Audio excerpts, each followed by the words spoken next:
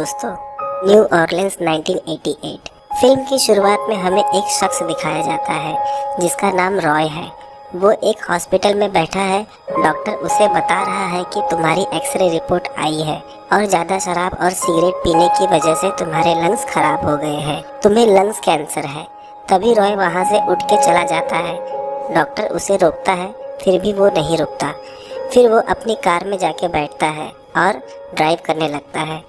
रॉय पेशे से एक हिटमैन है। रॉय शराब पी रहा होता है, तभी वहाँ रॉय का बॉस स्टैन आ जाता है। स्टैन रॉय से कहता है, आज तुम्हें और एंजेलो को रात में फ्रैंक के घर जाना है, वहाँ कुछ डील की बात करनी है। और कहता है कोई गन्स मत कैरी करना, क्योंकि मैं नहीं चाहता कि वहाँ कोई गोलीबारी हो। रॉय को ये बात पता चल जाती है। रॉय का बॉस स्टैन उसे डबल क्रॉस करने वाला है और फ्रैंक के घर उसके लिए जाल बिछाया गया है। रॉय अब बीमार है और स्टैन को उसकी कोई ज़रूरत नहीं है। आगे हम देखते हैं रॉय अपने दोस्त एंजेलो को लेकर फ्रैंक के घर पहुंच जाता है और रॉय का शक सही निकलता है।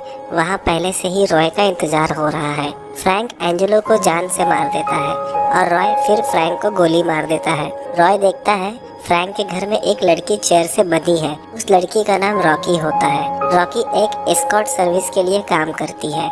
रॉय उसको छुड़ाकर अपने साथ उसे अपने घर लेके चला जाता है। रॉय रॉकी को एक शर्ट देता है और उसे वहीं रुकने के लिए कहता है। रॉय गाड़ी का नंबर प्लेट बदल रहा है। फिर वो रॉकी को अपने साथ लेकर ड्राइव पे निकल जाता है। रॉकी उससे पूछती है, कौन थे वो लोग जो तुम्हें मारना चाहते थे? रॉय बताता है, वो एक सेटअप था मुझे मारने के लिए। रॉय पूछता है, तुम वहाँ क्या कर रही थी? वो बताती है, टेक्सास से एक लड़की है जिसका नाम वोंडा है, उसने मुझे भेजा था। वो कह रही थी वो खुद के लिए काम करती है, पर मुझे इसकी कोई जानकारी नहीं थी कि यहाँ ये सब होता है। और रॉकी ये बताते बताते रोने लगती है। रॉय पूछता है, क्या तुम किसी स्टैन नाम के आदमी को जानती हो जो ये सब कारोबार चलाता है? यहाँ रॉय अपने बॉस स्टैन की बात कर रहा है। रॉकी उससे कहती है, मैंने नाम सुना है शायद, पर मैं जानती नहीं। रॉकी उससे पूछती है, कौन है ये स्टैन? रॉय बताता है, जिसने आज रात मुझे मारने की कोशिश की। रॉकी कहती है, तुमने उन्हें मार के बहुत अच्छा किया, क्योंकि वो मुझे जान से मारने वाले थे। आगे हम देखते हैं रॉय और रॉकी एक बार में ड्रिंक कर रहे होते हैं। रॉकी कहती है, मैं आगे का सफ़र तुम्हारे साथ करना चाहती हूँ। रॉय कहता है, मैं तुम्हें ऑरेंज टेक्सास छोड़ दूंगा, फिर तुम अपने फैमिली के पास चली जाना। रॉकी कहती है, मैं अपने घर नहीं जाना चाहती, तुम मुझे यहीं छोड़ के जा सकते हो। रॉय पूछता है, तुम्हारे पास कितने पैसे हैं? रॉकी कहती है, एक भी नहीं। रॉकी कहती है, फिक्र मत करो, मुझे तुम्हारा एक भी पैसा नहीं चाहिए। न्यू ऑरलिन्स में मेरे घर पे मेरा खुद का पैसा है। रॉकी कहती है, तुमने मुझे किडनैप किया है और यहाँ तक कि मैं तुम्हारा नाम भी नहीं जानती। रॉय कहता है, मैंने तुम्हारी जान बचाई है, इस बात को ध्यान में रख लो, और मेरा नाम रॉय है। फिर रॉय और रॉकी गाड़ी में जाकर बैठ जाते हैं। रॉकी कहती है, तुम बहुत कुछ कर सकते हो मेरे साथ और मैं कुछ चार्ज भी नहीं करूँगी तुमसे। रॉय उससे धक्का देके हटा देता है और कहता है, तुम बहुत बेहुदा हो। आगे हम देखते हैं रॉय और रॉकी रात एक होटल में रुके हैं। हम देखते हैं रॉकी वॉशरूम में है और वो रो रही है। सुबह हम देखते हैं रॉय कुछ पेपर चेक कर रहा है। तभी रॉकी पूछती है, क्या है ये? रॉय बताता है, कुछ ओल्ड शिपिंग कंपनी रिकॉर्ड्स है जो कल रात मैंने उस घर से उठाया था। स्टैन को शायद इसी पेपर की तलाश है। तुम रेडी हो जाओ, जाओ हमें निकलना है। रॉकी कहती है, मैं कपड़े पहन रही हूँ, तुम फिक्र मत करो, मैं कल रात जैसा कुछ कोशिश नहीं करूँगी।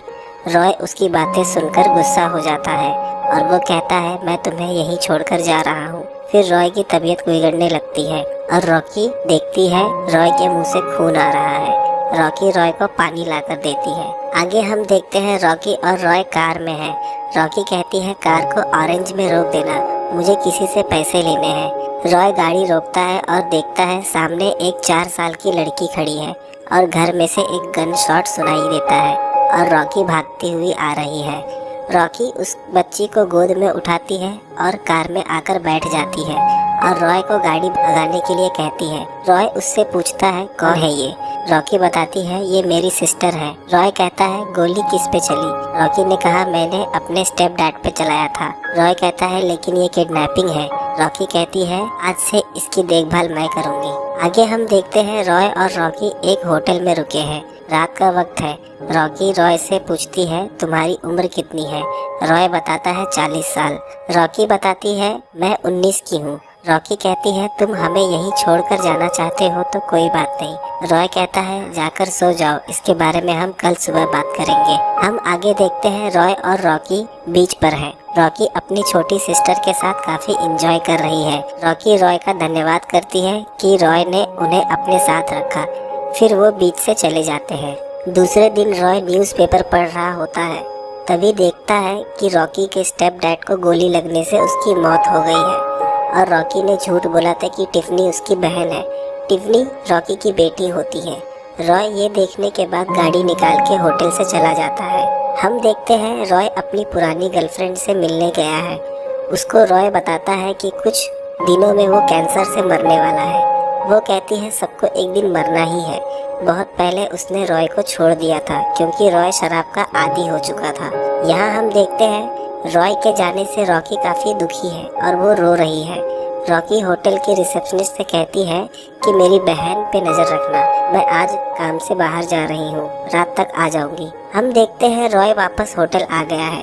रिसेप्शनिस्ट से पूछता है रॉकी कहाँ है। वो बताती है वो काम से बाहर गई है, रात तक आ जाएगी। रॉय उसे ढूंढने के लिए बाहर चला जाता है पर वो कहीं नहीं दिखती। रॉय वापस होटल आ जाता है। रात में रॉकी होटल आ जाती है। रॉय उसका गला पकड़ लेता है। रॉय उसे कहता है तुमने मेरे जाते ही फिर से वही गलत काम शुरू कर दिया। रॉकी जोर जोर से रोने लगती है। रॉय की तबीयत फिर बिगड़ने लगती है। रॉकी डॉक्टर को बुलाने के लिए कहती है पर रॉय मना कर देता है। रॉय पूछता है ऑरेंज में उस दिन क्या हुआ था, तुमने अपने स्टेप डैड को क्यों मारा, और वो तुम्हारी बहन भी नहीं है। मुझे पता है। रॉकी रोने लगती है। वह रॉय को बताती है वो मेरी बहन नहीं है। एक दिन जब मॉम घर पे नहीं थी तो ग्रे मेरे कमरे में आया और वो विस्की पी रहा था, तभी उसने मुझे सेक्सुअली अब्यूज किया और टिफनी मेरी बेटी है। रॉकी ये बताकर रोने लगती है। आगे हम देखते हैं रॉय स्टैन को कॉल कर रहा है। रॉय स्टैन से कहता है कार्गो मैनिफेस्ट के पेपर मेरे पास है और तुम्हारा नाम इस पर हर जगह पर है। रॉय कहता है मुझे $75,000 चाहिए वरना मैं सारी कॉपी पब्लिश कर दूंगा। हम देखते हैं रॉय और रॉकी एक रेस्टोरेंट में बैठे हैं। रॉय कहता है मैं सोच रहा था मैं आज शाम तुम्हें डिनर पे ले जाऊं। ये सुनकर रॉकी खुश हो जाती है। रॉय कहता है आज शाम 5 बजे रेडी रहना। हम देखते हैं शाम को दोनों लेक के पास है। रॉय कहता है मैं तुम दोनों के लिए कुछ पैसों का इंतज़ाम कर रहा हूँ। उन पैसों से तुम अपनी ज़िंदगी की नई शुरुआत कर सकते हो। तुम एक हाई स्कूल डिग्री टेस्ट देके कहीं अच्छी जगह जॉब पे लग सकती हो। दोनों बार में जाते हैं, ड्रिंक करते हैं और डांस भी। हम देखते हैं दोनों एक दूसरे से बातें कर रहे होते हैं। तभी हम देखते हैं स्टैन के आदमी वहाँ आ जाते हैं और उन्हें किडनैप करके लेके चले जाते हैं।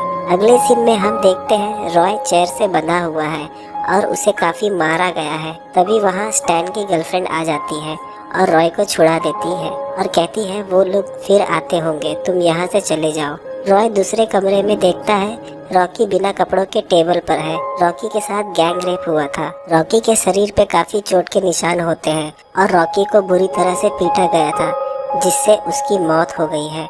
रॉय ये सब देख के रोने लगता है। रॉय पर्दे को फाड़ के रॉकी की लाश को ढक देता है। रॉय वहाँ से निकालकर हॉस्पिटल चला जाता है इलाज करवाने। हॉस्पिटल में डॉक्टर रॉय से कहती है कि तुम्हारी ट्रीटमेंट हो सकती है और तुम्हें पैसे देने की भी ज़रूरत नहीं है, इसका पूरा खर्चा स्टेट देगी। हम देखते हैं रॉय जेल में सज़ा काट रहा है।